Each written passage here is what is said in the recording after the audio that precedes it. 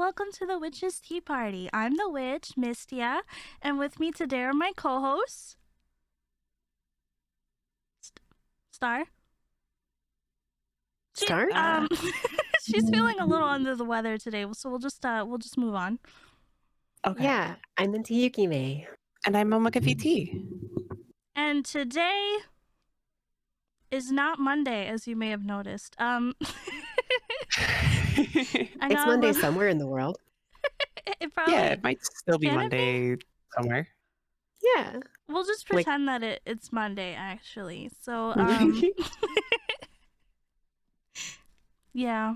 Anyway. It's Monday adjacent. It is Monday adjacent. How has your start of the year been going? It hasn't been terrible. Which is kind of what my expectation was. Kind It's of been all right. same for me. Like I've been drinking a lot of not a sponsor G Fuel. I forgot. I forgot the segment. Which I am drinking right now on this here podcast as my drink of choice. What do you drink? Momo's drinking G Fuel. It is a Divine Peach flavored G Fuel, which is Moist Critical branded. Oh, I love that. I didn't know there was a Moist Critical brand, but I'm also not really a G Fuel enjoyer. No, that's fair. I technically probably would like G Sups also. Gamer Sups. I definitely prefer their little like shaker cups, but I haven't been able to get one. And all of their flavors seem fine, but not that exciting to me. The ones I've tried are pretty okay. I have several on my desk right now, and 4 shaker cups because I have a problem. Okay, but the shaker cups are so cute. Yeah. They are really cute. All right. For my drink today, I have this drink called Mogu Mogu. I don't know if you've heard of it. It's like I don't know exactly what it is, but it's this one is strawberry flavored. It's like a juice. And it's got like these lychee jellies inside. Kind of like when you order a boba and you get the jellies instead of the tapioca pearls. Yeah, right. I like the jellies, especially the aloe ones. Yeah, so I like these because they taste good, and then I get to chew on the jellies. That sounds pretty good. Y'all with your fancy drinks. Meanwhile, my drink for the day is just a fountain Coke. Oh, from where? From McDonald's. I heard that the Diet Coke from McDonald's hits different. Oh, really? Yeah. People do say that. Yeah.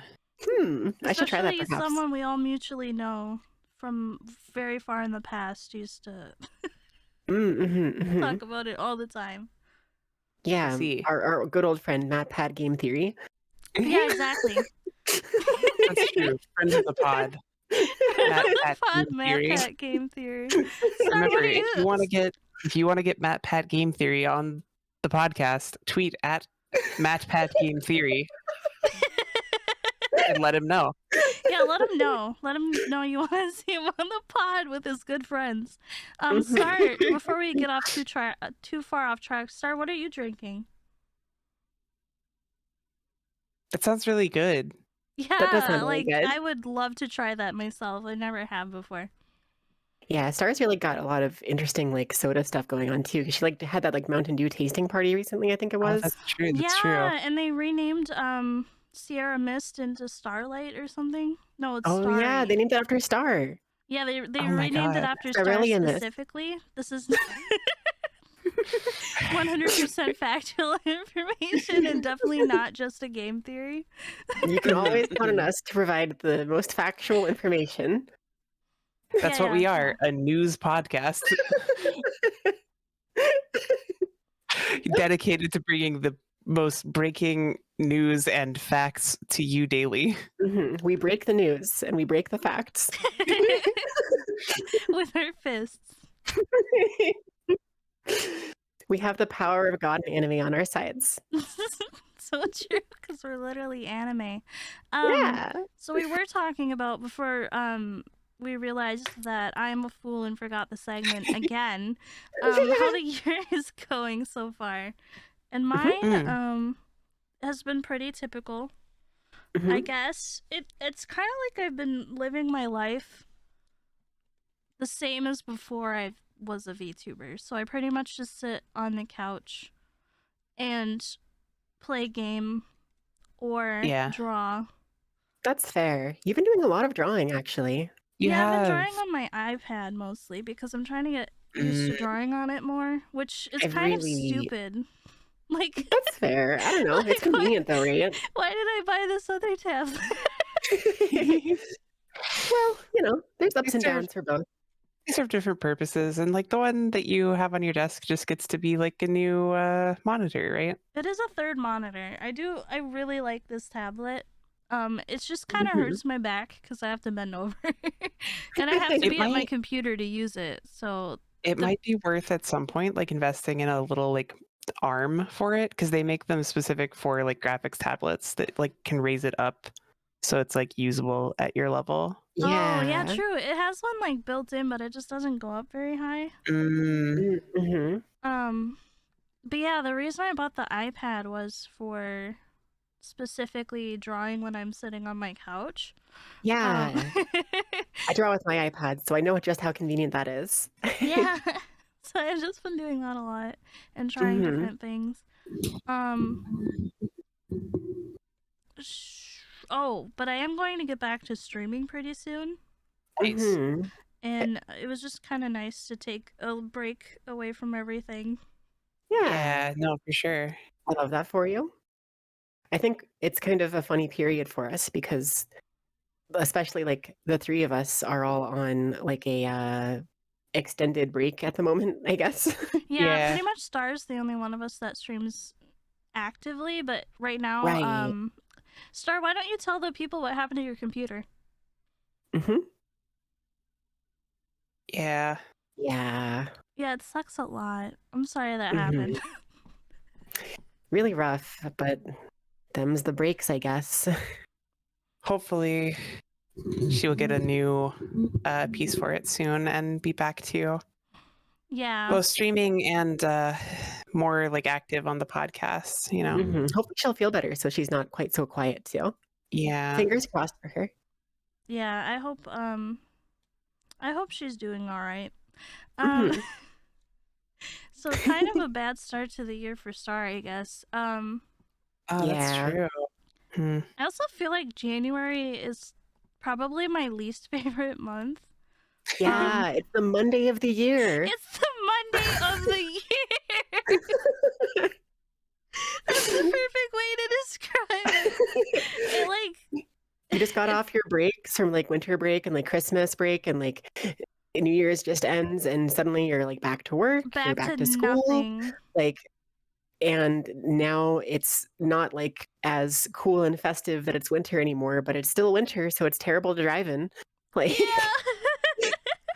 And you're like over it now and you're like, can it just be spring already? But of course, if you live where I live, it's not going to be spring for a few more months, so and like I want to be able to wear like shorts and like t-shirts and stuff, but I get cold. Like I want to be able to wear little skirts and dresses and things, but it's cold. I get cold. Yeah, same. Thermal and tights. I bought all those cute shoes that I can't wear right now because they have no traction on the bottoms. So if I tried to like walk on the ice with them, I would slip and bust my ass for sure. Also, I don't want them to get all like salty. Right. The salt people put on the ice to melt it in case you live somewhere where you don't get snow and don't know what I'm talking about. Yeah. We've got enough salt for video games. We don't need salt in our shoes. Yeah. The salt also leaves like that weird like whitish like residue all over. Yeah. It's that's what the I mean worst. mostly. Yeah. Because they're like black shoes, so it's gonna like show up clear as day. I'm right there with you. I feel it. So yeah, January definitely the Monday of the year. The Monday of the year. My January's been pretty uneventful, but that's because I'm still recovering from surgery. So like it hasn't been terrible, hasn't been great, but like I've just been doing a lot of like shiny hunting in Pokemon and farming up money so that I can theoretically play the VGC and help Momo play the VGC and stuff. I caught a couple of shinies that are cool. But like I tried drawing a couple of times and it's so hard. Yeah, because your cats like to sit on you. Yeah, I'll be like laying down and Momo's at work and the cats are like, oh, you're laying down and you're injured. That means we have to come lay on you and purr on you, and purring will help heal you. And I'm like, thank you, kitties. I cannot draw. Mine, I don't know if this is TMI. I don't think it is. Mine likes to run into the bathroom when I go in there sometimes. Mm-hmm. Because my bedroom door is right next to the bathroom door. Same. And she'll go in there, like, almost every time I open the door, expecting me to go in there.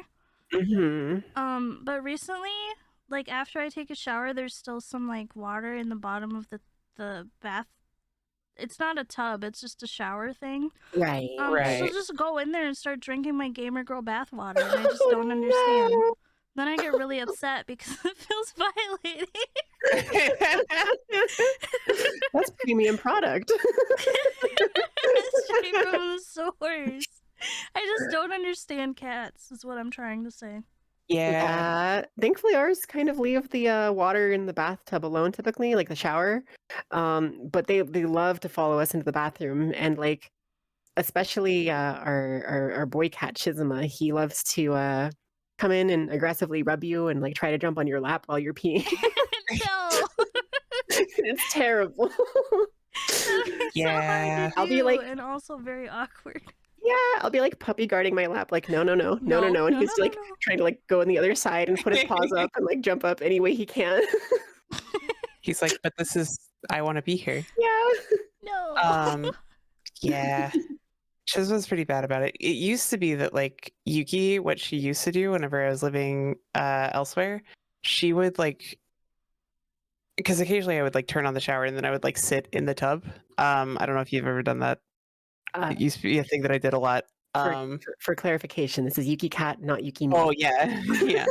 Oh yeah. Yuki Cat, she would like jump up on the like side of the tub and like watch me in the shower for a minute from behind like the clear plastic like shower liner, and then she would just be like, "Oh, well, you're sitting here. I am now sitting here too," and she'll like crawl into the shower with me and like sit on my like tits while I'm showering. Wait, really? And I was like, this is not. Stop. She like likes to get the shower water on her.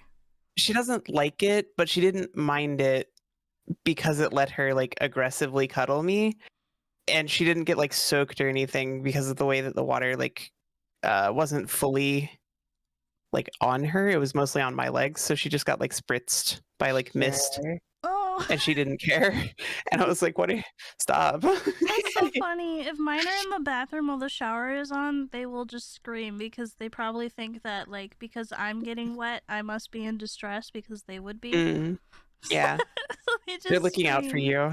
They're trying to help. They're like, oh no, I don't want to get wet. That means you don't want to get wet. We need to help. You're drowning. It's so cute. I love cats. They don't make sense, but they're such good creatures. They're so good. I heard a thing recently. Somebody said, like, you know the whole dog people versus cat people debate? Yeah. I guess it's not a debate. It's just like a thing. An ongoing problem in society. Yeah. Somebody said that dog people always have a problem with cats and, like, talk badly about cats, but most cat people just don't say anything mean about dogs. Right. They're just like, well, I just like cats. I think cat people generally are more chill. And if you like cats, you probably also like dogs at least a little bit. Yeah. Because, like, you just like pets at that point. I find most cat lovers are also just animal lovers. That's true. The only reason, like, most cat people wouldn't have a dog is just because it doesn't fit their lifestyle. Right, yeah. Because cats are very easy to take care of. You pretty much just feed them and clean their box and occasionally play with them. Right, they basically do everything else for you, including, like, playing. They'll be like, "Play with me now." They'll steal all your hairbands and build a stash somewhere. Yeah. Happens to me That's every true. time. They love to play fetch with hairbands. It's so funny. Do. Yuki Cat used to be the one who like started that whole thing for my two cats. Is like she was the one who would like go and get the hairband and like bring it to me on the bed and like try and get me to like throw it for her. Now she loves it whenever it's thrown. She runs and chases after it, and then she just like walks back and is like, "Okay, where's the next one?" And she doesn't like bring it back anymore. Sometimes. Oh, go ahead. I was gonna say, but Shizuma does now. Is he will go and like get the actual like hairband, or like he has these little springs, these little plastic springs that he loves to chase, and play with, and he'll go and get them and bring them back and like give them to you and be like, "Okay, throw it again," and it's very cute. So precious. That's adorable. I love cats. Mm-hmm. Cats are so good. Takes my hairbands from wherever I set them and then hides them. That's fair. We have to prepare a stash of hairbands for you since you're a cat girl. So true, and I need a lot of hairbands to tame my wild locks. Mm-hmm. Yeah, I mean, I imagine it takes at least like 2 or 3 because your hair is like pretty like poofy and like full. Mm-hmm. Yeah, gotta hold up these bells too. Yeah. Yep. I love that for you. Yeah. So there's something I don't know anything about, but you two probably know a lot about. What's going on with the D&D stuff? Oh God. Oh yeah. If you are online at all, you may have heard about the OGL, which is the Open Gaming License or Open Gaming License. Open Gaming License, yeah. Open Gaming License. So even if you know nothing about like tabletop RPGs, TTRPGs for short, you've probably heard of the name Dungeons and Dragons, which is one of the most popular, if not, it is the most popular tabletop RPG game. I've heard of it. Yeah, it's got dungeons and it's got dragons. Potentially. It's sort of similar to playing like Skyrim as a board game with your friends. Except for you have to make up there's a DM dungeon master that makes up the world and the enemies and everything. Mm-hmm. So Dungeons and Dragons got really popular in recent years with its 5th edition, which featured an OGL, an Open Gaming License. And what that meant was that third-party creators and like content creators and other studios could make Dungeons and Dragons related content. Mm-hmm. It was like somewhat free use basically. So like you would see lots of YouTube channels that made modules for classes and characters and maps and campaigns. And you'd see Kickstarters for people that are like, I want to make a campaign about like Egypt and like a mummy rise up and stuff. And it's like, okay, that you can do that. And it was really cool because Dungeons and Dragons had some basic content, but then these like the huge community went out and started making a bunch of stuff and they were allowed to do that. That was fine. They made a ton of money off it. Like things like Critical Role happened. If you've heard of Critical Role, that's a product of the OGL. Right. Is that the one that Matt Mercer is in? Yeah. Yeah. Oh, okay. I'd heard of that one then. He's the DM for Critical Role, actually. Oh. Mm-hmm. So that's all fine and dandy. That's all good. And the OGL is cool and Dungeons and Dragons is cool. People like TTRPGs, they've been getting bigger. And then recently, with the new version of Dungeons and Dragons coming out, 1D&D, they sneakily were like, we're going to update the OGL, by the way. We're going to make the OGL 1.1. And it's like, okay, sure. What are you changing? And they're like, oh, no big deal. Just if you make over $750,000, you have to report to us and like give us royalties. And it's like, okay, I'm with you. And then it's like, and if you make any content for us at all, you have to report it. And like we claim your content and we own it. And we can make it into our own content and make money off it as ours. What? And you can't do anything about it. Yeah, it gets a little bit the core of it, right, isn't really that crazy to me in a lot of ways, where like D&D technically has lost a lot of money on other people making content for their game. Right. And it is their game. They're the ones who created it. It's their IP. So of course they have some level of like ownership to the things that people create in it. It's like it's kind of like creating mods in Skyrim, right? Like it's still Skyrim, it's still Bethesda's game. Right. But the difference is a lot of D&D is accessible freely, whereas you can't really access Skyrim freely as easily. So there's a lot of like revenue that happens that completely bypasses the like Wizards of the Coast / Hasbro sort of financial network, which is not terrible in and of itself, but I do understand from a company perspective why they want a piece of that, right? Like, you think about the fact that they're using the $750,000 rule, and it's like there are more than one companies and like groups of people that are making that much money. It's kind of a lot. So like, I get that. That makes sense. That tracks, right? Yeah, that makes sense to me. And at its core, I don't think that that's necessarily all that like devious or wrong. However, they like the fact that they snuck in the whole not only do they have like the ability to use your content to create their own, which I also think is a little bit iffy. I think it's like fine in some ways as long as like the company is like giving ownership of it to that person, right? Like this was made by X content creator and included as an official module because we thought it was cool, kind of thing. I think that's kind of fine. However, the fact that they're making it as a like we can claim all of your content as our own and you can't do anything about that, and also like we can use it for whatever we want, is a little bit overreaching. And beyond that, also creates this like weird almost, this is a very extreme example, but like almost like North Korea kind of situation where like everything that's made gets run through the like single like dictatorship of power, and if they don't like what that is, then you just don't get to make that thing. Yeah, that's the other thing is they have the option to just tell you can't keep making your like D&D content if they don't like it, which the theory behind that is that they can strike down hate content, right? If someone makes like a class that is like the homophobe class, they can be like, no, that's not like allowed.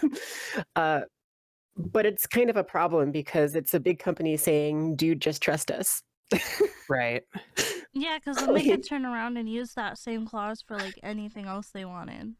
Exactly. Like if someone wanted to make like a feminist background or like a trans specific like campaign that's like really positive and has like cool representation or something, they could just be like, no, we don't actually want that in our game, so you can't make it. And it's like, oh, that's okay. So dumb. Right. And obviously like this can't stop people in general from like creating their own things, and like it's just like how no matter what any company does, they can't completely control the flow of like information that comes out about their like game or product, because like how can you, if you're not like posting it on the internet or whatever, you can always just kind of make whatever you want, because how does anybody know? Right. However, it is one of those things that it just like it very much limits the amount of content that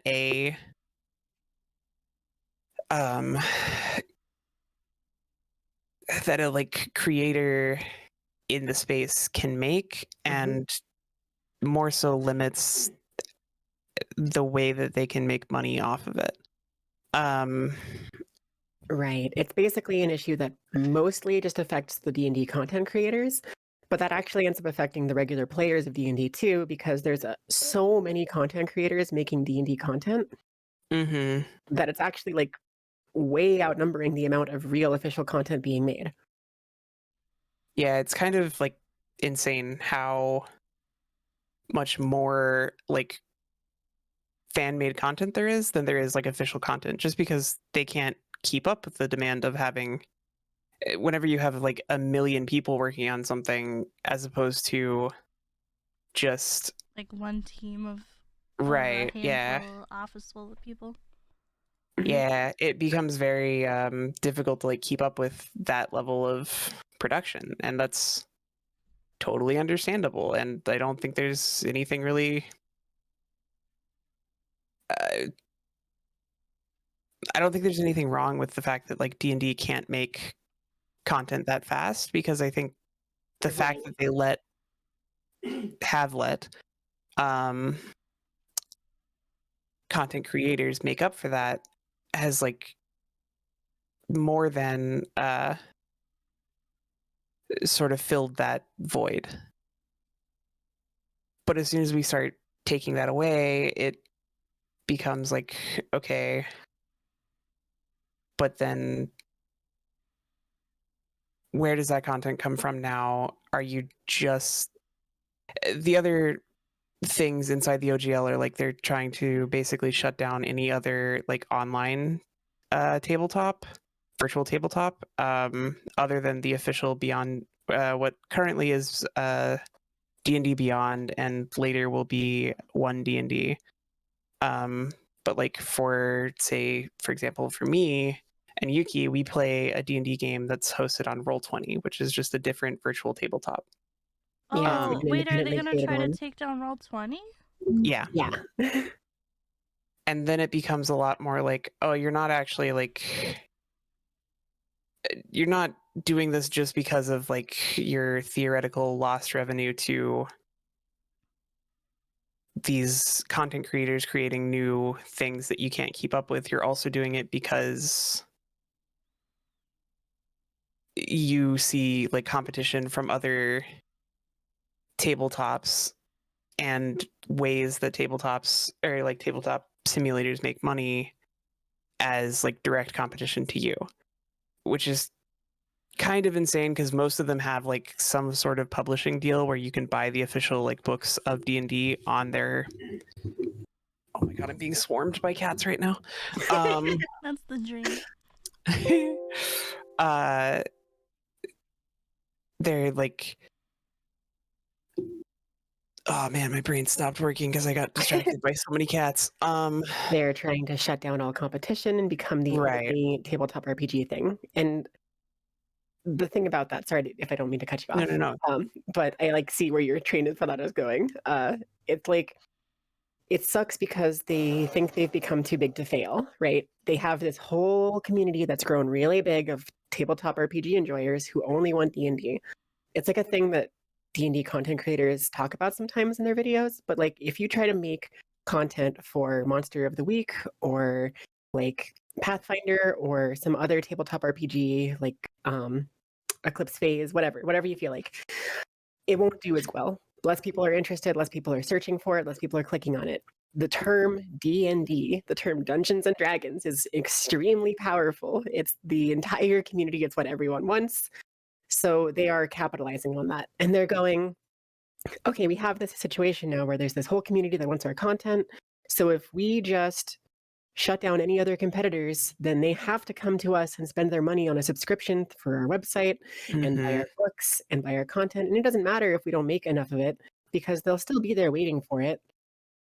Yeah, and that goes even further because of like them trying to currently shut down like Pathfinder, because Pathfinder was a system, it's a rival TTRPG, but it was born out of D&D. It was a like essentially like a take on D&D's system. And because it's so similar, they're claiming that it's their intellectual property that was being like changed and iterated on without their permission, kind of thing. Yep. It was made because of the OGL.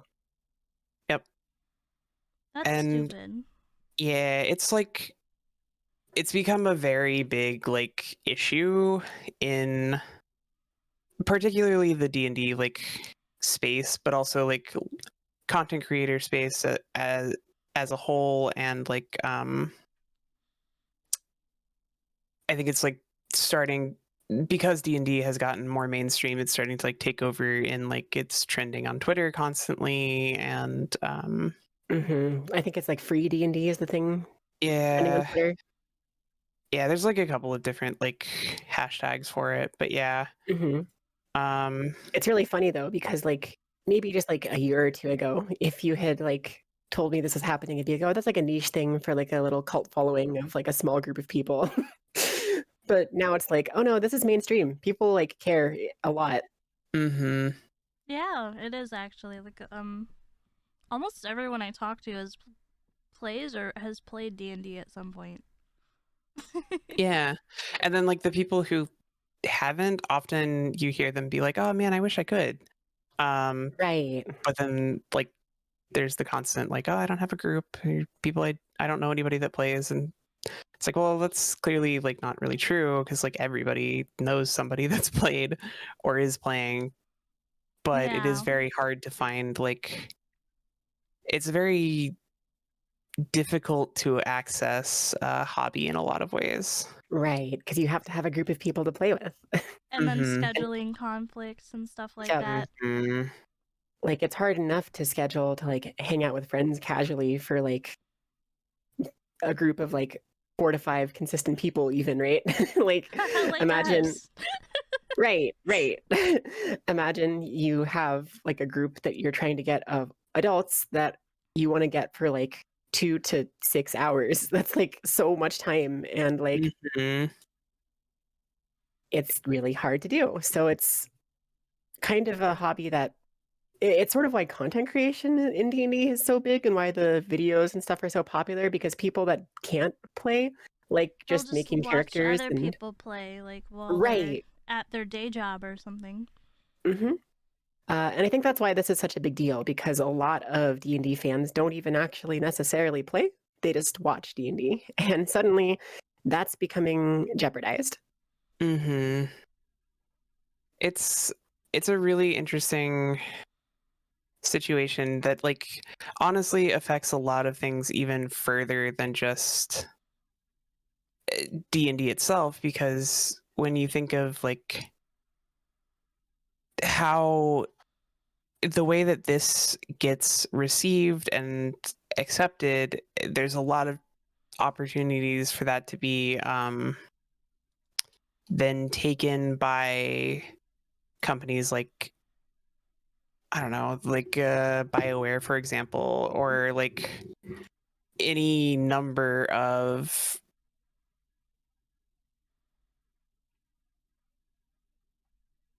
larger like video game creators that can like revoke the way that content creation is made as a whole if D&D gets away with this, because they look at it and they go, oh, we could be making so much more money and control what people say about our game and things that people do with it.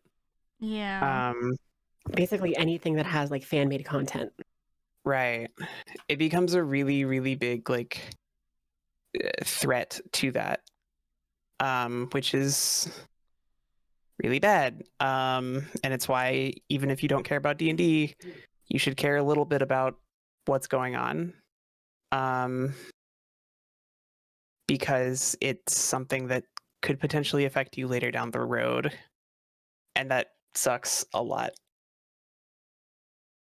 But yeah, that's my talk piece about why D&D should matter to people. And that's why monopolies are bad, because then Yeah. they can control everything and anything about a specific thing. That's absolutely true. Or product. So basically what they're doing is trying to have a monopoly, and that's kind of fucked up. Yeah, that's basically it. They're trying to make effectively a monopoly on tabletop RPGs, which like it's not a game of imagination. It's like where it's right throwing me off is like you can't control like the games of D&D are created by the players. You just put the like set pieces. Yep. But it's I don't know, systems it's so just give you a backdrop. Like yeah. And like a lot of people that play D&D don't even use those things. They'll just take the idea and be like, okay, I'm gonna apply these like the stat formation to this totally different creature or something that's not created by the D&D guidelines or whatever. Right. Yep. It's... But that It does remind me of another company that made shitty change recently. Twitter? They're always making shitty changes. The YouTube update recently. I actually don't know much about this. I don't have like the cold hard facts in front of me now, so I'm just going to try to recount it from memory what I've been hearing about it. Basically, they've implemented a new thing to the TOS where they can charge back revenue you've made from videos. If they decide to demonetize your video, I think. Oh my god, what? But from what people were saying, it sounded like they could do this to your past videos, but I think other people were saying it only applies to the future videos you upload. So they'll charge back the revenue you make from future videos, so like you won't get that income. Like they won't take it away from you, you'll just never get it. That's kind of wild though. Like it's good if it's not being taken away from you, but it sort of sucks because like you still got like the ads playing to people, right? You still put ads in people's faces. You still like, I don't know. I understand if they only use it to get rid of like, once again, hate speech and like hateful content and stuff like that, harmful stuff. But they won't. Right, that's the thing. It's just so difficult to ever trust a corporation.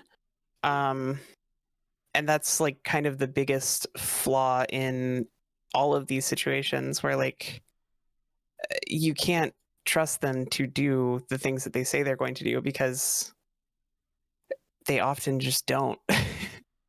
Right, and YouTube in particular has a like huge history of tearing down content creators because they deem that they're not child friendly because they sweared one too many times, or because they like had a video game that featured sexual content in it, or like there's all sorts of reasons why content creators get their stuff taken down. Maybe a video game retroactively gets its soundtrack copyrighted, so they take away the like so ad revenue on that. Like what happened recently was, I forgot the name of the YouTuber.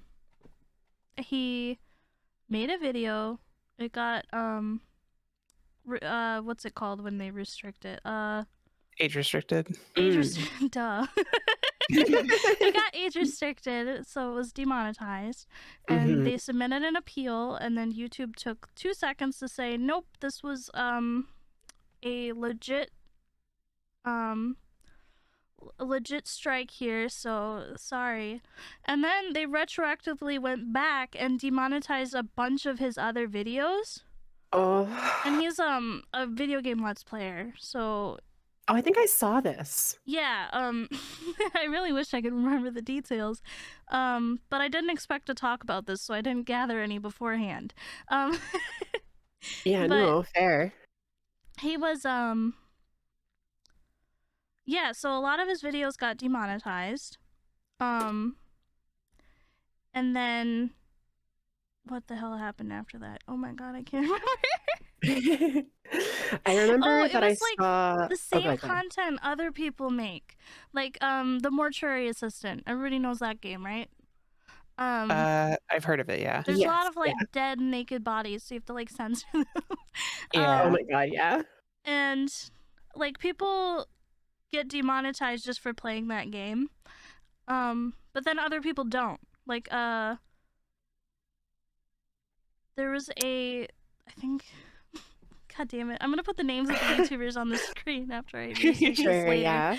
But there was another YouTuber that played the Mortuary Assistant, and his video got demonetized, but Markiplier played it and his video didn't.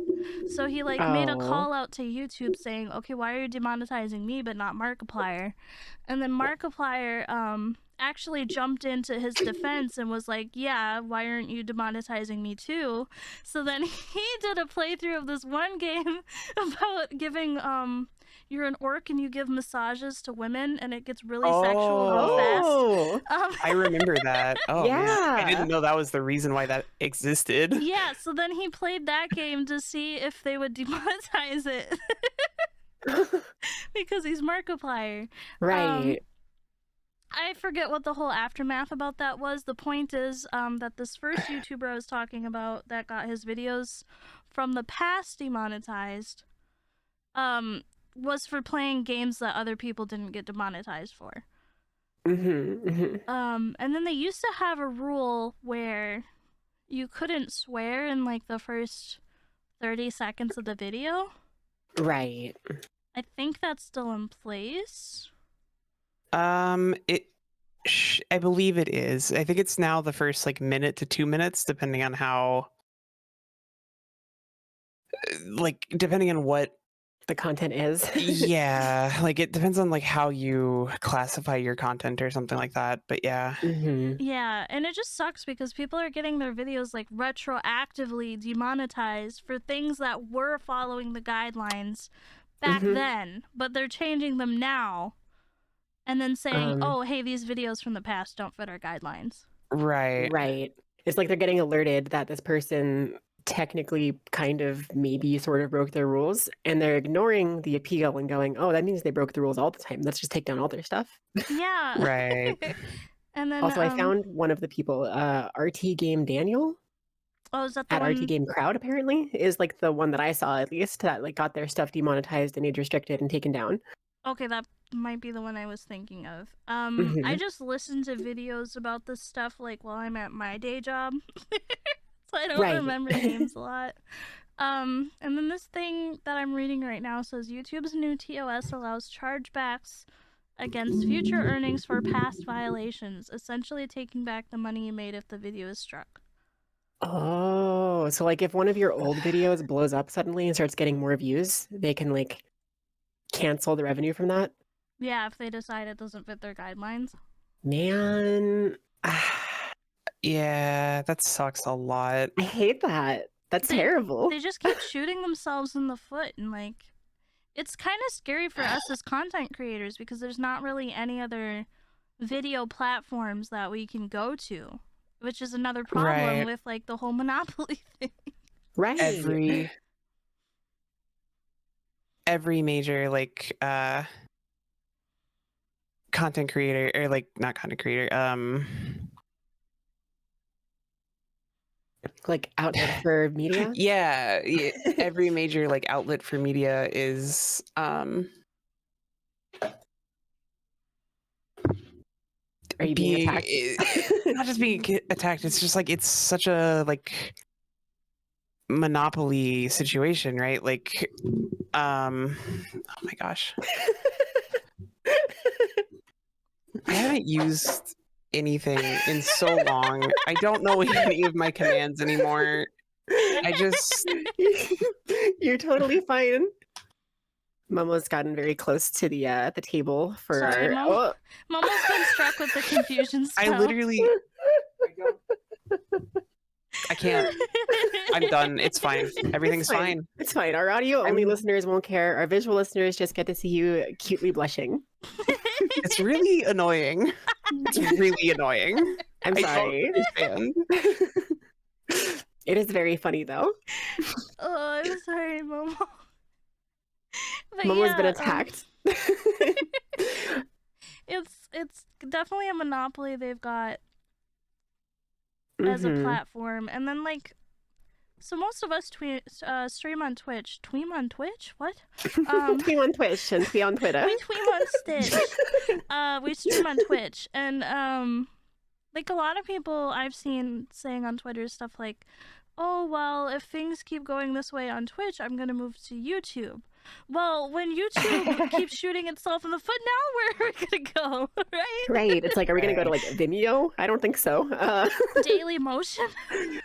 Well, there are like some like live streaming platforms that are like trying to compete. I forget the one that everybody like praised and then immediately started attacking, but it was like made by some large content creator that was on Twitch. Oh God, what is it called? Oh, I know what you're talking about, but I also don't know what it's called.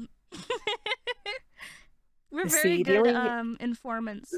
Again, we are a news podcast. We break the news. It was called Kick, and it was made by Trainwreck. I never heard of that. Trainwrecks TV, which is like the #1 podcast on Twitch. Because obviously they can't compete with us anywhere else, so they had to stay on Twitch. Oh yeah, clearly. Right. But Trainwrecks TV is like he's basically just a controversial like drama farm kind of content creator. Like he's been accused of like sexually abusing women. He's been like proven that that's not true, but then he also like pressures like women into not pressing charges against his friends, and like then also defends it's a whole long laundry list of problems and also good things and more problems. But he made his own streaming platform because he's like a multi-hundred millionaire off of all of his podcast fame, I guess. I'm not really sure. But I'm guessing that didn't work out. Well, it was like fine at first, and everybody was like, oh, this is so cool, like a content creator creating their own like streaming platform. They'll know how to like do it right kind of thing. And like that's a big thing that he like stressed about it. And he's like, yeah, I'm gonna like do it in the best way or whatever. And he like unsigned his partnership with like Twitch, so he doesn't make any monetization off of Twitch anymore. But he still streams on Twitch, which like, you know, whatever. They allow you to without like having a contract, so that makes sense. But like then immediately after that, it was, I don't remember exactly what the problem was, but people immediately started attacking Kick for some kind of shitty practices of monetization and like lack of it or something. I don't remember all of the story because like Missy, I did not expect to talk about it and I didn't have anything prepared, but it was a whole big deal. And like it's another major issue we're facing as like content creators, where all of our like spaces where we make things are getting like attacked, taken down, doing like really bad business practices, like hurting us as creators, and we just don't have anywhere to go. And I don't know what the solution to that is. Maybe Star knows. Yeah, Star, what do you ideas? Do you have anything to add? I think that might be, I don't know, I think that might work, but like there's a lot of things that would have to be in place first for that to be a viable option for us. Right. It's just such a precarious space right now because there is only 2 platforms that exist for it, largely. Right. Especially because of, as the American government, for most of us who live in America, some people don't have this problem, but for the 3 of us, we do. I think Star the American lives government, in America too. Yeah, probably. I haven't asked recently, so you know. But like our like issues get compounded further because like in theory we could maybe start streaming on like Bilibili or something like that, where it's like a Chinese social media platform and like streaming platform, but America is increasingly like banning like things like Bilibili and like TikTok from American like ISPs. Oh yeah, I heard about that. I think literally another trying problem to ban with TikTok. I think another problem with Bilibili is then you also have to cave to the Chinese regime. Sure, and like definitely, but that I just mean that if anyone knows Hololife's Kiryu Coco, she ended up graduating as a result of stating that Taiwan is a country by reading her YouTube analytics. Yep. Yeah. And China didn't like that, so a lot of people were constantly attacking her every single day of her life. It's a lot. There's a lot of there's so many problems with that entire scenario because like that's a whole nother Taiwan was also largely a military dictatorship up until like 10 years ago. Yeah, we don't have to get into all that. Just saying that Bilibili is also detrimental for those reasons. The geopolitical like platform as a whole affects us as tiny content creators, and it's very, very frustrating. Because Right. like, man, I just want to bounce my tits around. Like, I don't know. Like, I just I want to simply be an want anime girl on the internet. right. It's really frustrating because like we talked about some of our goals last episode, and like a lot of goals for me were like about content creation, right? A lot of my like hopes and ambitions for the year and the future involve like making content, making like video essay type videos, playing a bunch more games and like streaming and like doing more like art online. And the places to do that are just getting worse and less, and like Yeah. it's depressing. I know how you feel because, like, even subconsciously now, most things that I do revolve around content creation in my mind. Like, I'll think about buying a game, and my first thought whenever I want a new game is, should I stream this? yeah. Should I play this on stream or should I play this by myself? That's my first thought every time, even if I'm not actively streaming. Right. But that also reminded me of another thing I wanted to talk about, and then it slipped my mind really fast. Crap. It was important, I think. Oh, fair. Content creation, Billy. The start of the year, resolutions, last episode. It'll come back to me, probably. Okay. While we're talking about content creation, we can also talk about the I'm sure many of us being in the VTuber scene have seen the like AI VTuber that like popped off a little while ago. Yeah. A lot of people in the VTuber community I know were very salty about it. And then she got banned. She was accidentally being a Holocaust denier.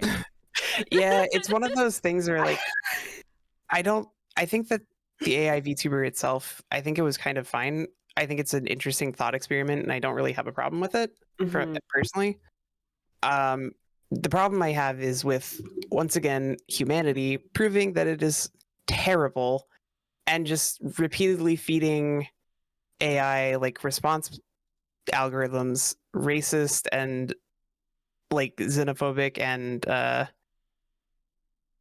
what is anti-Semitic like viewpoints until it like repeats those back at them because they're like, haha, racism is so funny, and it's like, no, it's not actually.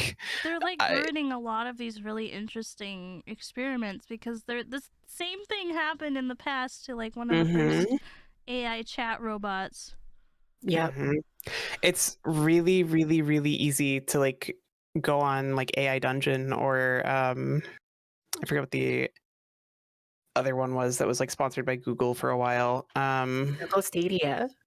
I don't think it was Google Stadia, but maybe.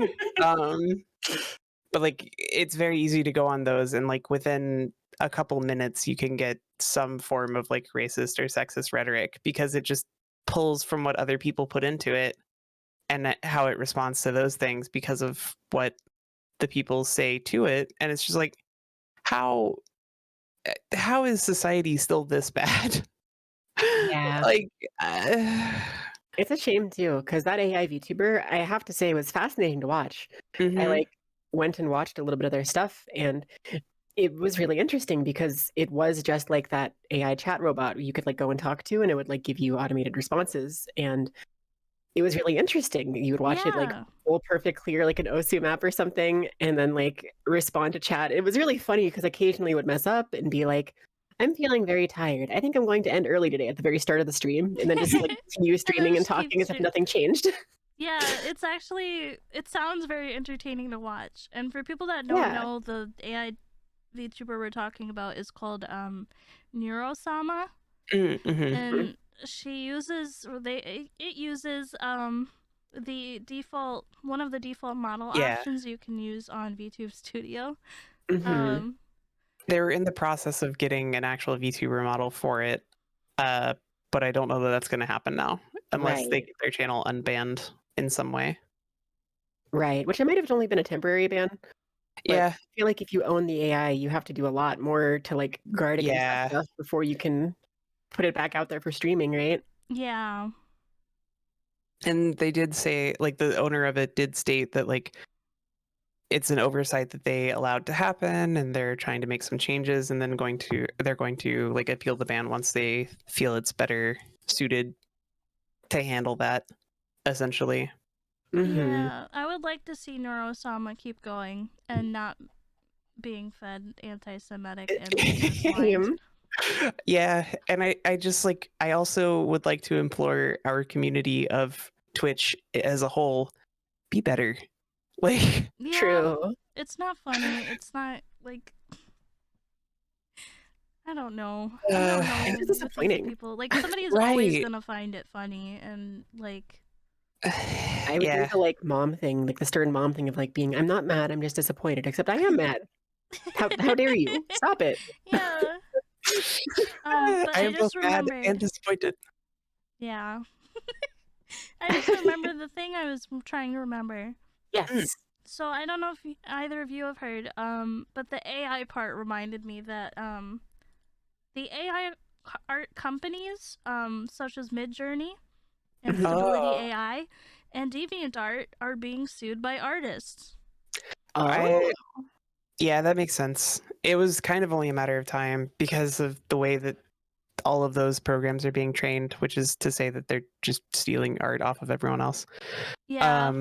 If you don't know, that AI art is fed actual artists' work and then it morphs them and combines them with other artists' actual work into a new thing. It's why a lot of AI art ends up looking very similar, because unless you're very, very specific and like take a lot of time to do it, it just creates this weird, like, smooth amalgamation of a bunch of popular art that you've seen Mm-hmm. and like spits it back out at you. And for it's like, some reason, it just can't make hands. that's also true. Yeah. To be fair, I can't either. So I was gonna say, which is a problem I, as an artist, also share.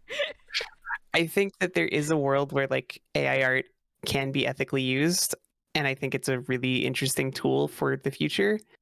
What it is right now is not that. See, my Right. problem with it, like, for me, my main problem with it is when people start profiting off of it. Right, definitely. Because then you're just gaining earnings that artist probably isn't even getting from stealing their work.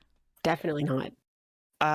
No, I totally agree with that. And like, there's one artist that I think is, I don't remember their name, which I probably should have looked it up, but there's one artist in particular who is like creating their own like AI art program and feeding it entirely their own art and like using that to generate new things and new ideas along with like their own like pictures and I forget what else they're giving it, but like royalty free things, I think. Sure. That's hella cool. Right. And I think Yeah. that's a really interesting and cool way to do that, because that's like the most ethical way that you can do AI art is like, you are an artist and you're like, I want to use this tool to make new things of my own.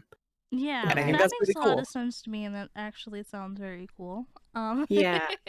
I think that's kind of the big problem with AI art that people might not be stating quite as loudly as they should, is that the problem isn't the AI. The problem isn't that the art is artificially generated. That's actually pretty cool. The problem is that the people making them are literally stealing art from artists without giving them credit, without compensation, without anything like that, and feeding it to their AI instead of making their own art or using like free art or like Right. And they've profited like a mass amount off of it, especially like Midjourney. Midjourney, and if you look at like Novel AI, like Novel AI very specifically it pulls directly from the backend API of Gelboro and like Danboro, which are both like art amalgamation sites where a bunch of users just take art and they throw them on this like image board where it just is a centralized location where a bunch of art is posted. Almost all of that art on those, like on Gelboro and Danboro, is credited back to the original artist, which is cool. It's still questionable about like, because it's technically reposting the art in a different place than what the artist intended. But it's cool that it at least credits them. But whenever you remove that layer and you're just referencing all of the tags that are put on it and all of the like metadata for it, and the AI is just pulling from those websites to learn how to do its own art, you're just like committing mass art theft. Like it's like going into a like museum and being like, aha, I'm going to take pictures of every single picture in here, and then I'm going to sell it outside on the on the like lobby steps, and nobody's going to be able to do anything about it. Right. Yeah. And a lot of people get angry and they say like, oh well, AI art is just a tool, just the same as using like a tablet or a pencil. And it's like, no, not really. It's like, it is a tool. The problem isn't the tool. The problem is stealing art and feeding it to the tool. The problem is and not... it's like what you do with that tool. If you're using, if you're just straight up using the tool to make art to make a profit, that's pulling from other artists. I don't know. It's like if you like broke into a store with a hammer and you were like, that's fine. A hammer isn't illegal. The hammer is just the tool. It's just right. The hammer did nothing wrong. Right, yeah. I don't know. It's one of those things where like it is a tool and an interesting concept for the future. However, like you can't use novel AI or like Midjourney and then post on your Twitter bio that you're an AI artist accepting commissions. Like that's not a thing. Mad. Like you're not anything. You're just stealing other people's work. There was a big you like wrote words into the thing in a specific way to get an output that looks like what the person who could quote unquote commissioned you asked for. However, that doesn't make you an artist, and it also just reiterates the fact that you're a thief. Like yeah, but that's like, it was a huge problem when those things were first introduced, Midjourney and Novel AI, where people would take commissions for profit, obviously, and not divulge the fact that they were using AI programs. Right. Absolutely. And I think it's like, I think it is largely resolving itself in a lot of ways because everyone is seeing the limitations of AI art and going, oh yeah, it's not actually like what I want. Right. And it doesn't produce results that are consistently good enough that it feels like something to pay money for, because they all kind of look the same. Yeah, I was gonna say, you can kind of tell too, because they all have the same specific look to them. Right. And I actually got a little disappointed. A couple weeks ago, I was looking on Twitter and just Googling it and going on like DeviantArt and looking for like adoptables commissions. Because I was trying to decide on like a design for my rebrand. This was before I decided to like come up with my own, which Daisy helped me with. Shout out to Daisy. Anyway, I looked on specifically DeviantArt for adoptables, and then I sorted them by like recent, so I could see like which ones are still for sale. Right. Almost the entire like, I had to scroll for a good while to find one that wasn't an AI art. And they're selling the AI art as adoptables. And it's just the same picture like 4 or 5 times with slightly different parts. And they're selling it like 4 or 5 times. That's so weird. I hate that. Yeah, that's really, really bad. Like, I don't know. AI art, until it... I guess like the other problem to me with AI art is that there's never really going to be a ethical solution unless you like start regulating every piece of like art on the internet, right? And that's not a feasible solution, and also a very dangerous solution.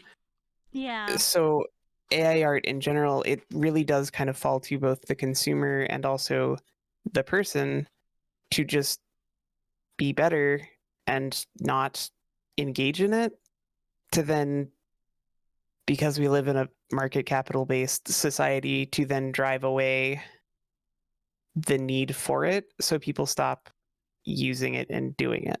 Yeah, I mean, I think it's an interesting tool in general because you could use it to, like, I know that at one point it's been used to like come up with D&D characters, that kind of thing, like designs for D&D characters that are like not for profit, just personal game that you're playing. And so I think like it's a good tool for that. And I think it's fun to use, like, just for personal nonprofit type things. Right. I think it's an interesting way to like get your ideas out, and like as someone who isn't an artist, it's a cool tool to be like communicating with an artist where it's like, I want something like this but good. Yeah. Right. Yeah, so I think it's oh, go ahead. I was just gonna say, I think there's just a lot of pros and cons, but right now for me, the cons outweigh the pros, and it especially bothers me that there's a lot of artists out there getting their art stolen, and then they're not like making money from their art, but the AI generates a lot of profits for people that did not actually put any work into it. Yep. And while we're on the topic of things that are like fair use and the way that unethical use of a product and things like that, we can transition directly into the new Harry Potter game and J.K. Rowling. True. This is that makes a lot of sense. Take a break to do the from the heavy topics to do the segment and then come back to that. Oh, that's fine. Yeah, I would be fine with that. We have been going pretty nonstop on this one. Yeah, we've just realized there's so many things actually happening that we can talk about. That like normally before we start recording, we come up with a list of like topics to like help steer ourselves towards. Which is why we were unprepared for some of these and sound like, at least in my case, sound like a stupid little idiot. But yeah, we like showed up. And we're like, I don't know, there hasn't been like a lot happening. And then we show up to the podcast and like, well, you see. And then it's like, actually, this happened just the other day. Yeah. But for now, we're going to take a quick little break to do our new segment. Seems to be well received. Bootleg descriptions. And if you don't know what that is, we're going to explain the plot of an anime or a game poorly and see if the others can try to guess it.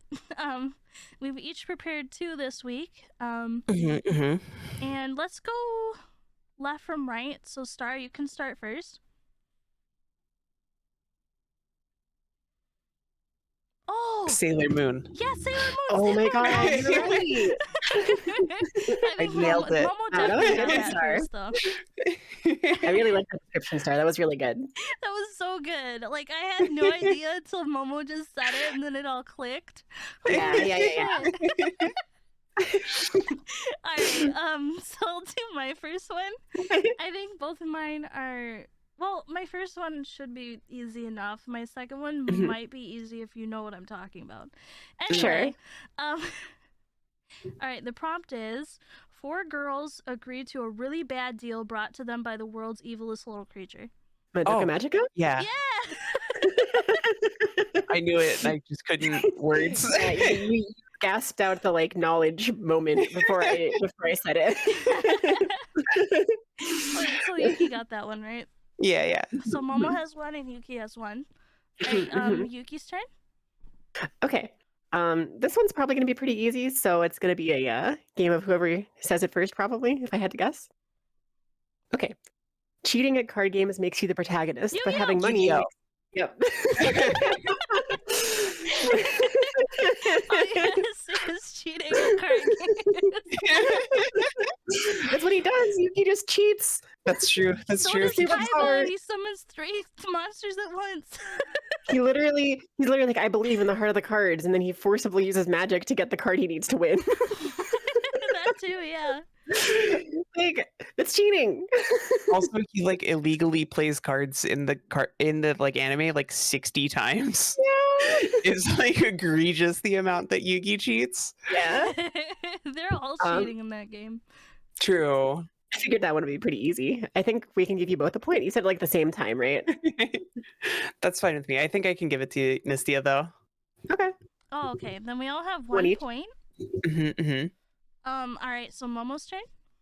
Okay, so a girl is a trained child soldier and saves a comrade, but gets punished for her actions, but then becomes besties with schoolgirl John Wick and definitely is a lesbian. Is Recoil? Yep. Oh, I haven't seen that one. Oh, that's fair. Really good. Recommend it. Yeah. Is it not the one where they were like teased to be gay, but then they don't? Yeah. Yeah. That's why I said definitely as a lesbian. I would recommend it with the asterisk of just know that it's not actually a Yuri show. Yeah, it should be. It should be. It played with my heartstrings. I don't know that I've had an anime affect me so heavily emotionally in between weeks waiting for new episodes. Oh no. But that being said, at the end of it, despite the fact it's not technically Yuri, it's really good. I think I watched the trailer and it looked really good. Like I highly recommend it. Highly recommend it. I wasn't with you at all until you said like female John Wick, and then I was like, "She's John Wick." Boy, I can't wait to watch it now. All right, Star's turn again.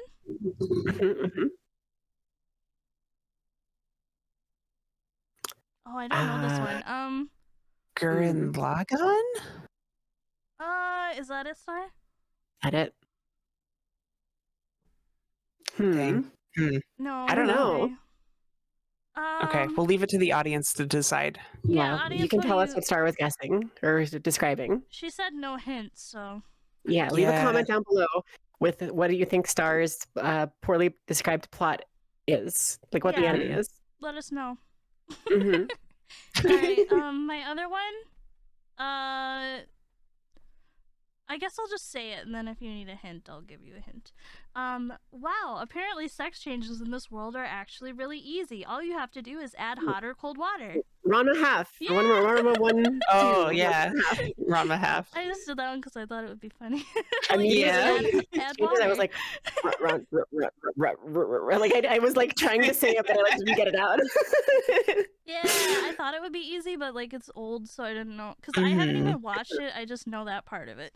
I also haven't watched it, but I know that part of it, and I played an old like Super Nintendo game that was like a fighting game in Ranma half. Oh.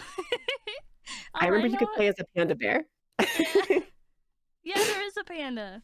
All I really know about it is that the main character changes from a boy to a girl if you splash him with hot water or cold water. I don't know. It's one of the two, like and then they turn back and you splash him with the other one. Yeah. Okay. If only it was that easy. Right? All right, Yuki's turn for your second one. Okay, my second one, I really love the description I came up with. It should maybe be easy, but if it's not, I'll give another hint. So, kids battle with anime powers and beasts in very serious, high-stake games that are not Pokemon, but do spin. Oh, Beyblade.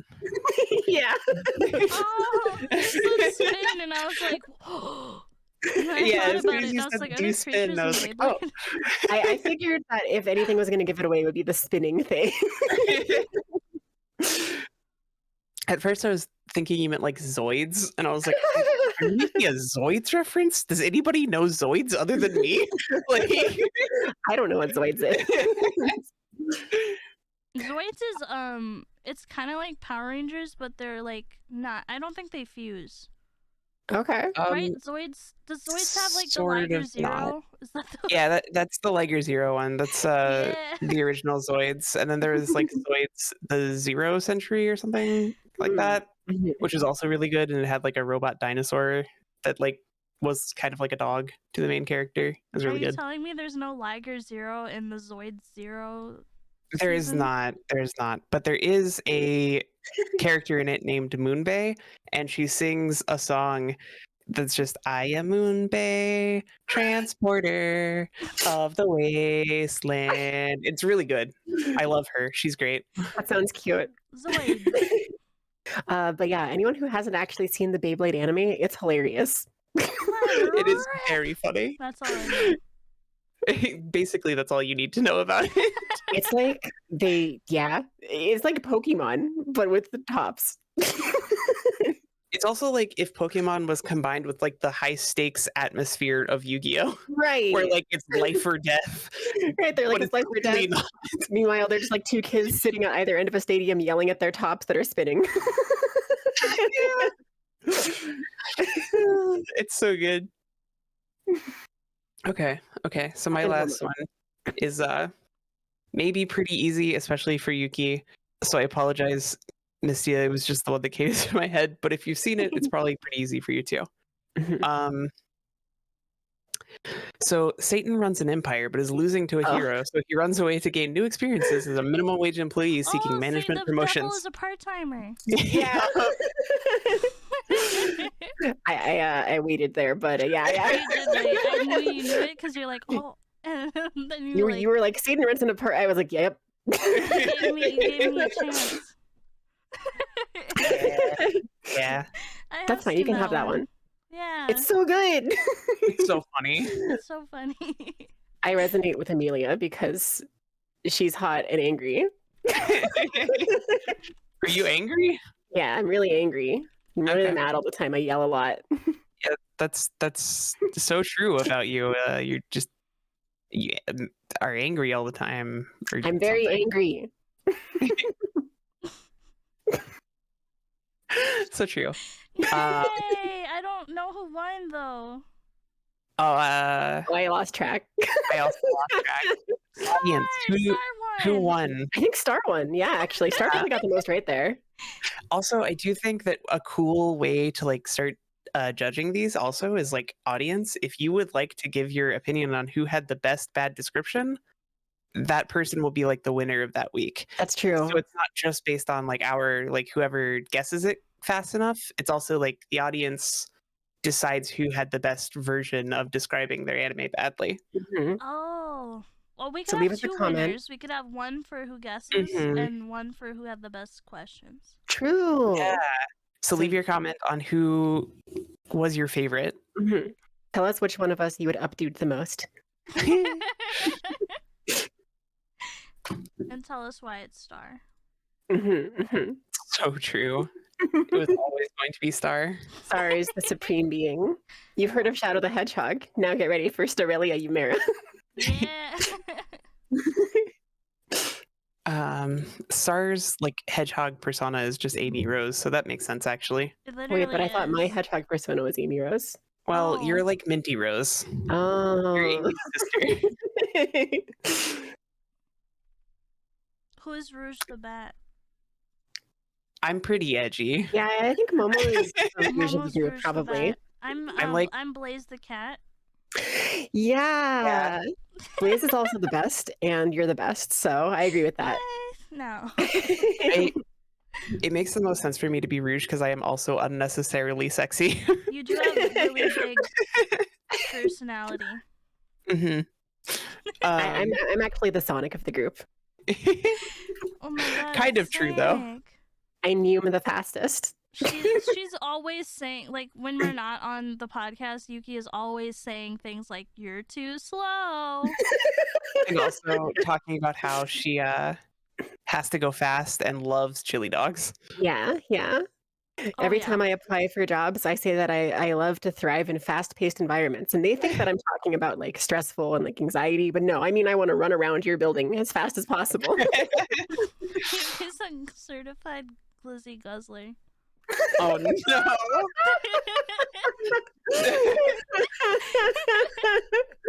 No, that's so cursed. Oh my god. I'm sorry. No, it's fine. I love it. It's great. Yeah. Actually, I'm fine with being a glizzy guzzler. I mean, glizzies are good though. Okay, but now that we're talking about glizzies, which is like a word that came into it didn't come into prominence in 2022, but it was like pretty popular in 2022. Yeah. We can also talk about the 2022 word of the year, which is the suffix of ussy. Ussy! I love that suffix. Yeah, the word ussy of the year is ussy. Because of its versatility and you could add ussy to anything. Backlit boomers all over the world. And the obviously compatibility with the glizzy is like right there. So and like I just had my MintyYukime installed. Oh yeah, you did. True. So yeah, I just wanted to throw it in there real quick. The 2022 word of the year is the suffix of ussy, which is funny. fantastic.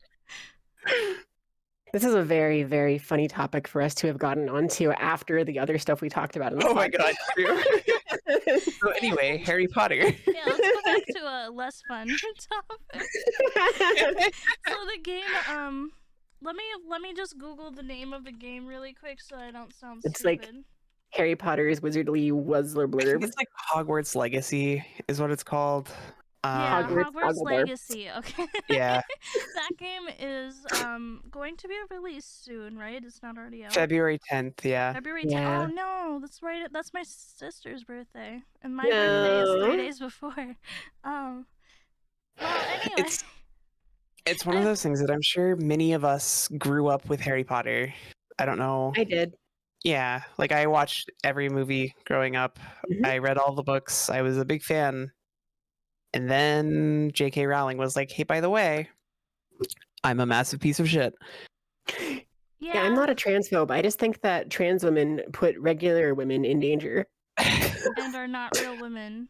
And also should be barred from women's spaces at all times. The statement of trans women put quote-unquote regular women in danger.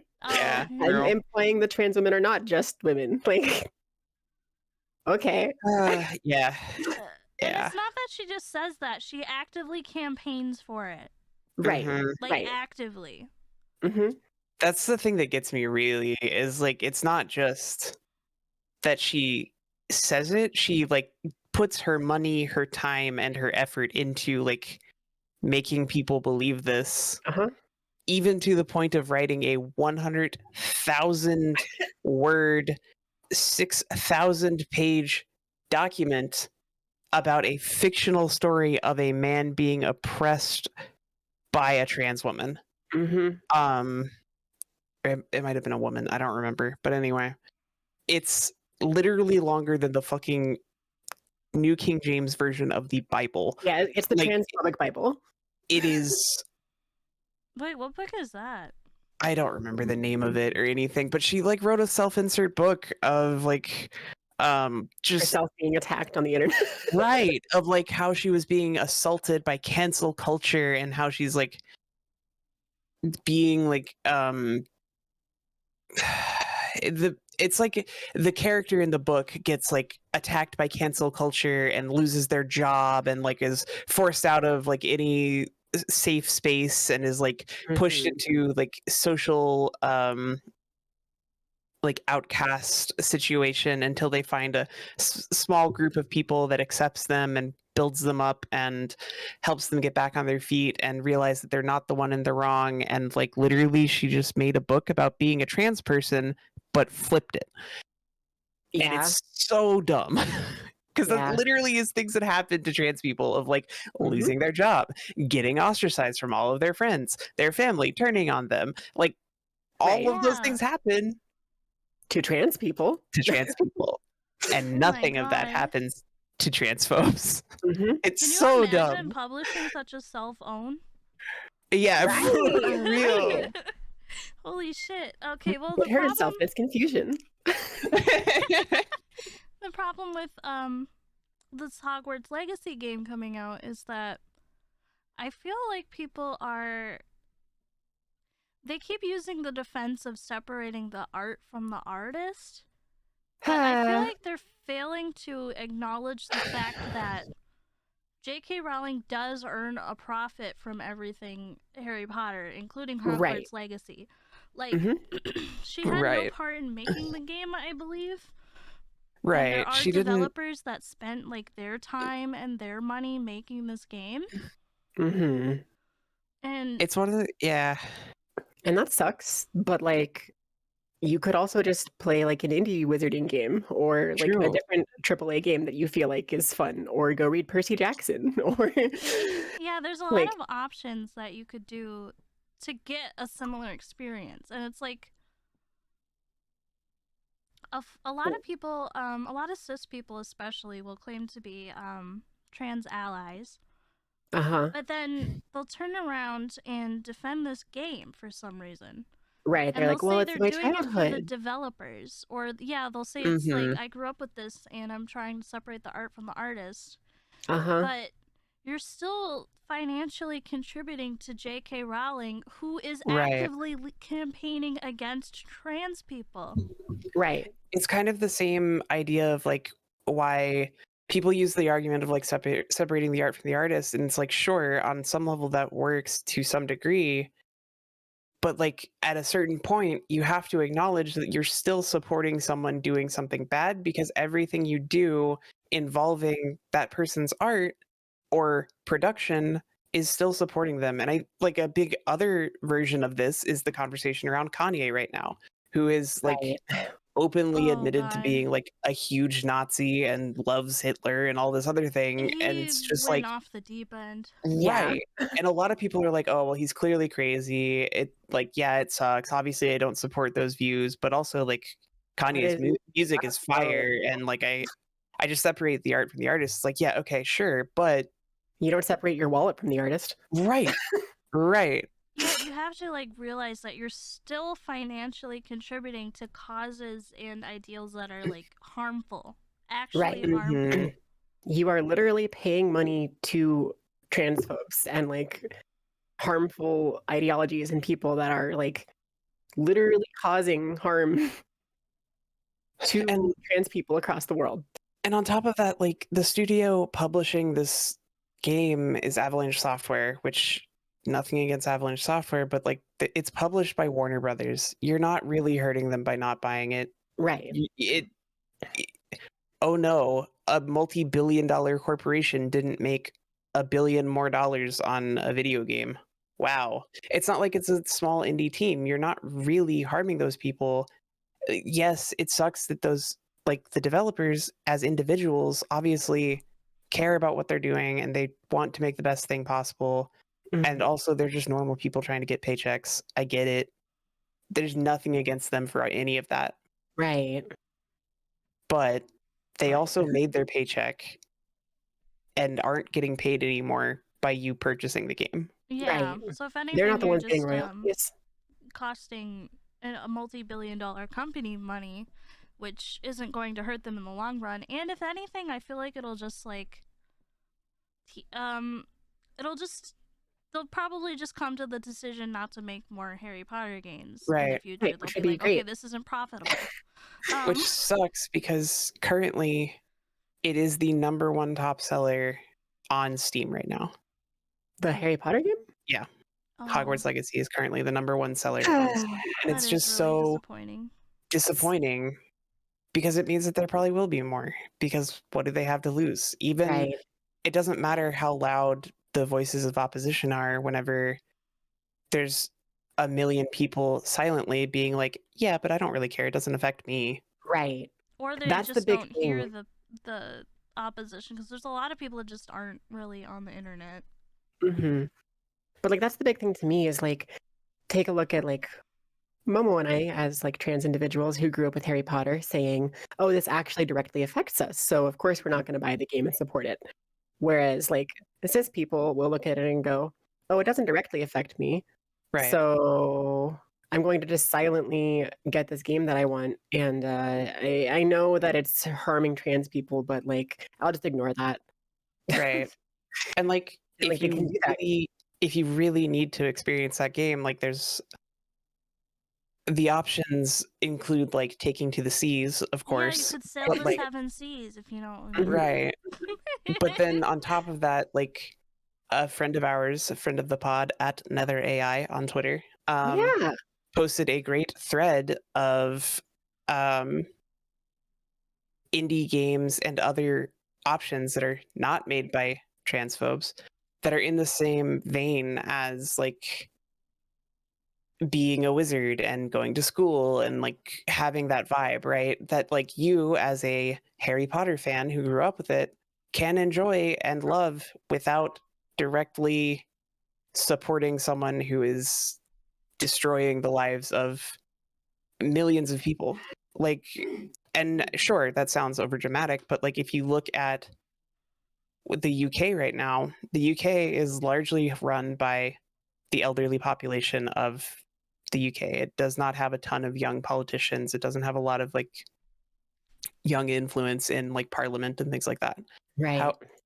And if you look at the general like vibe of the UK from a trans perspective, more and more and more and more often, it's getting harder to be on like HRT. It's getting harder to find any sort of like national healthcare support for any like gender affirming surgeries, let alone paying for your like HRT and things like that. And like it's one of the reasons why like people who, if you've ever seen like Finster, is he's currently doing a sort of charity giveaway, sort of. It's a little bit hard to explain, but basically he's like giving away $50,000 to trans people in the UK to try and help combat the fact that like more and more often like trans healthcare and protection in the UK is being stripped away because all of those old people are listening to one of the most prominent voices of the generation,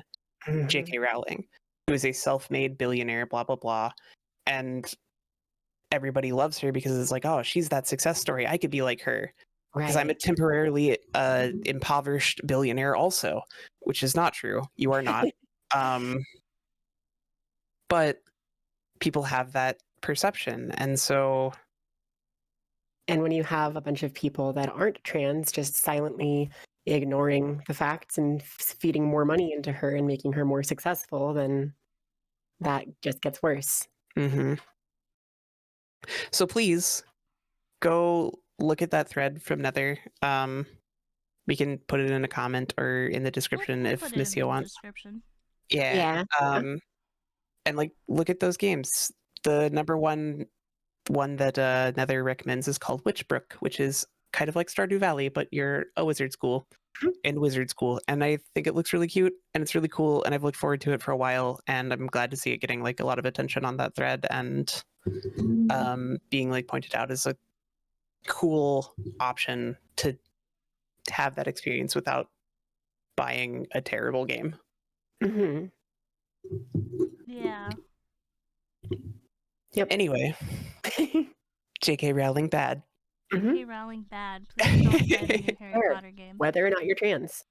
If you really must play it, please learn to find a way to sail the seven seas, you know? Yeah, safely. You just gotta get a good little boat, a couple crew members that are like maybe like an engineer and like a built for who might be a robot. Yeah, and like you know.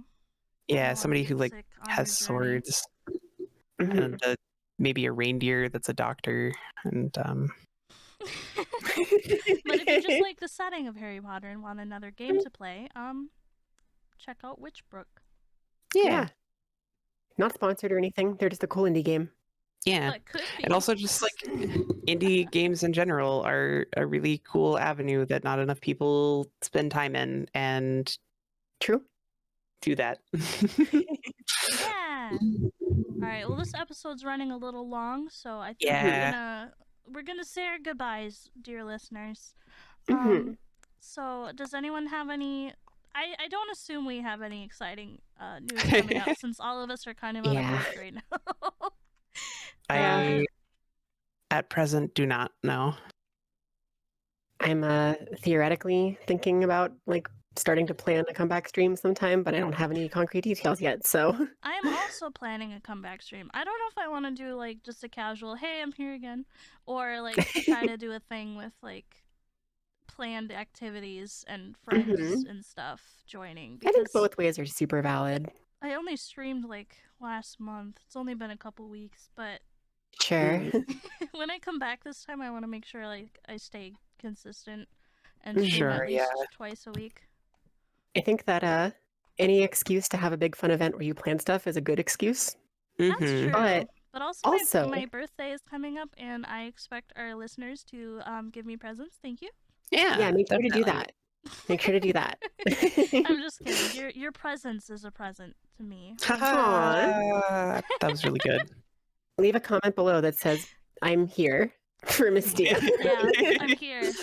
Then type 3 dots and then type now, because it's the name of a film from my favorite director, Neil Breen. Oh. I don't know it. But yeah. I love the idea that like people will like leave through like 3 comments throughout the podcast because we ask them to leave comments multiple times. Just leave multiple leave comments, separate please. comments, leave comment threads if you want. Yeah. Just push comments. our engagement up. Do it. Yeah. Start arguments. Which, Fire it's Emblem fine. Engage is coming. Sorry. Yeah. We'll talk about that next time. All Alright, everyone right. say bye. Say bye, Star. Bye, Bye, everyone. Star. Bye, Star. Bye. Bye.